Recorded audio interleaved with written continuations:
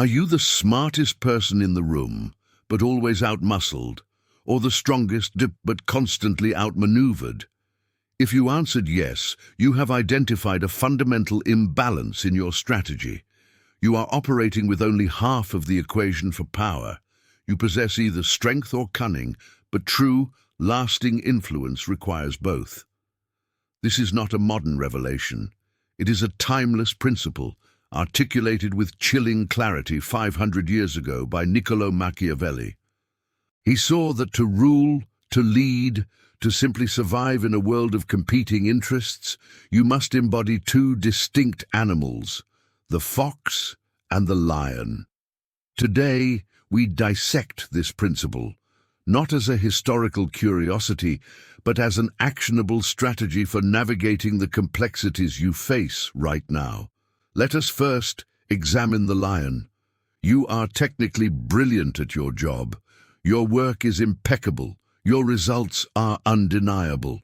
You are the pillar upon which your department rests. Yet you are passed over for promotion. The position goes to a colleague whose work is inferior, but who is more politically savvy, who spends their time cultivating relationships while you were perfecting your craft. You were the lion, strong and formidable in your own domain, but you were caught in a trap you never saw. The principle is this: the lion cannot see the traps.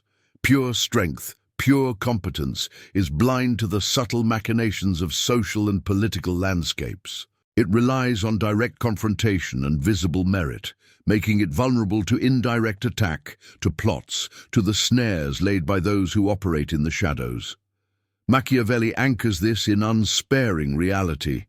In The Prince, he states, "Because the lion cannot defend himself from traps, one must be a fox to recognize traps." He understood that power is not a simple meritocracy. The strongest can be undone by the unseen. The lion's roar is useless against a pitfall covered with leaves. The takeaway is absolute. Your strength, your talent, your raw ability is an essential component of power. But it is not sufficient. Relying on strength alone is a declaration of strategic bankruptcy. It leaves you exposed, a giant easily toppled by a well-placed snare. You become a testament to the fact that the best do not always win. Only the most adaptable do. Now consider the opposite failure, the failure of the fox. You are a master of networking. You navigate office politics with an intuitive grace.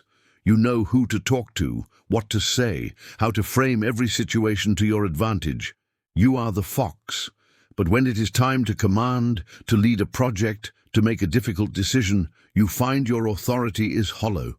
Your colleagues see you as clever, perhaps even manipulative, but not as a leader. You lack the substantive results, the core strength, to command genuine respect. You can talk your way into the room, but you cannot hold it. The principle here is the other half of the coin. The fox cannot fight the wolves. Cunning alone is fragile. It can evade, it can deceive, it can maneuver, but it cannot withstand a direct assault. When confronted by brute force, by an undeniable challenge, the fox has no defense. It is all intellect with no muscle to enforce its will. Machiavelli completes his thought with this warning. And the fox cannot defend himself from wolves. He is explicit. Cunning without a foundation of strength is a temporary advantage. It allows you to survive, but not to dominate. The wolves, representing direct threats, overwhelming force, and those who refuse to be manipulated, will eventually corner the fox.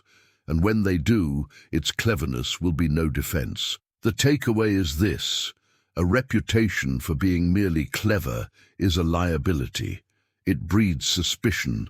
Without the demonstrated capacity for decisive action and tangible results, the power of the lion, your influence is built on sand. You will be seen as a schemer, not a statesman, a manipulator, not a master. If this dichotomy is beginning to resonate, consider how these principles apply not just in your career, but in every negotiation you enter, every relationship you navigate. This is the fundamental physics of human interaction. Understanding it is the first step toward mastering it. So how do we move from understanding to action? We begin by cultivating the fox. Imagine you are in a negotiation. Your instinct is to be aggressive, to lay out your powerful arguments and overwhelm the other side with logic and force. This is the lion's approach, but it often kills the deal. The other party becomes defensive, entrenched. You have failed to see the trap of their hidden interests, their fears, their ego.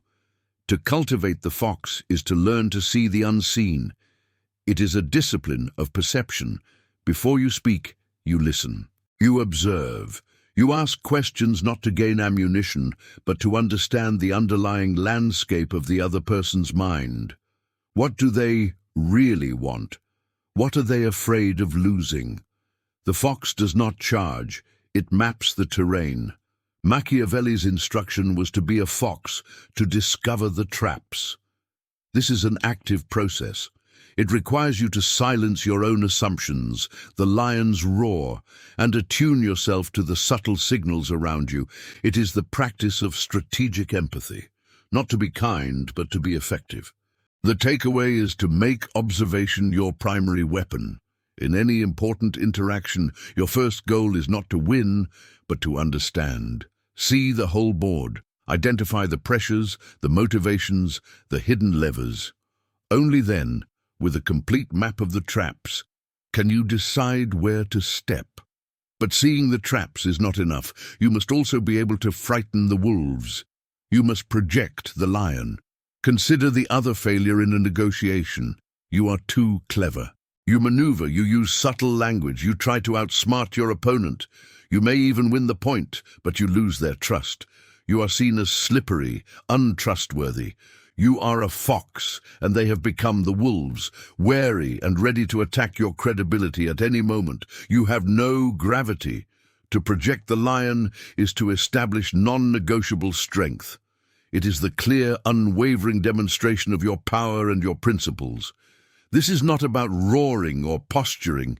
It is about quiet, unshakable resolve. It is the point where you stop talking and let your actions or your inaction speak for you. Machiavelli's charge was to be a lion to terrify the wolves.